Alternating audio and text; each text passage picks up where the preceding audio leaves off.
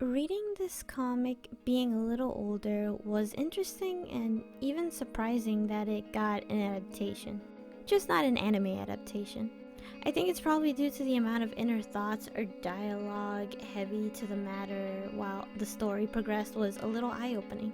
But I also need to clarify that this webcomic, or manhwa, is only half completed. There's no official English translation in over 3 years for the rest of season 3 and 4 of the story, so it feels like half completed despite of how interesting it was when it was ongoing on the western side of Webtoon. So for the second recommendation of Originals Week completed asterisk edition is Dr. Frost. Seong Gan-yoon is a third-year psychology student at Yungan University who wants to become a psychologist like her teacher, Professor Chun.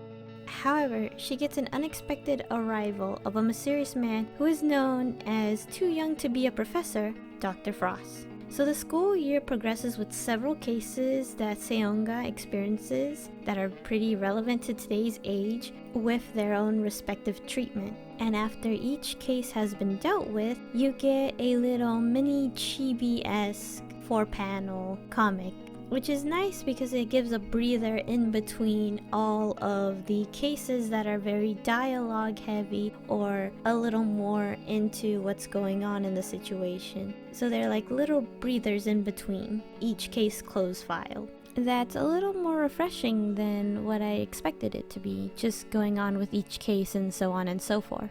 Now, as I said in the beginning, there's only 2 seasons that are fully translated on Line Webtoon, but the rest of season 3 and 4 are on Naver Webtoon. There hasn't been anything yet from Line Webtoon, but I hope it still continues to be translated soon enough. So this is where I would talk about spoilers here. Skip to this timestamp if you want to also take a read at this manhwa. Okay, spoiler time. I don't know how to fully express myself on trigger warnings, but I want to make sure if anyone is in a situation, I'm putting this up just in case anyone feels uncomfortable and needs to talk to somebody about it, especially the segment of loss of a loved one.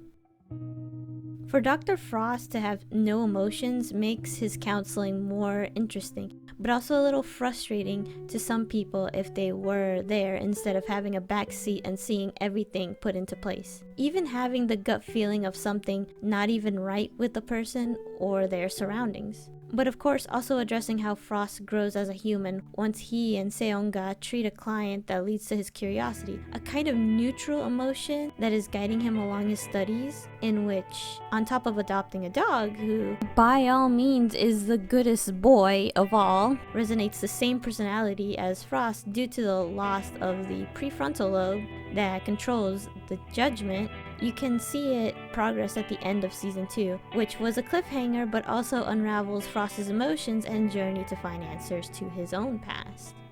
I would like to say I really hope for Dr. Frost season 3 and 4 to be translated on Webtoon soon enough. Maybe as the next arc or just reopening it again as an ongoing series. I don't know if this video will ever reach out as it's been years, but also it's a genuine story about a human with no emotions and is curious enough to learn about it to the point of helping people out in a Sherlock Holmes style. On top of having someone that has emotions try to understand someone that doesn't have emotions, which is kind of a neat combination. And thanks for watching.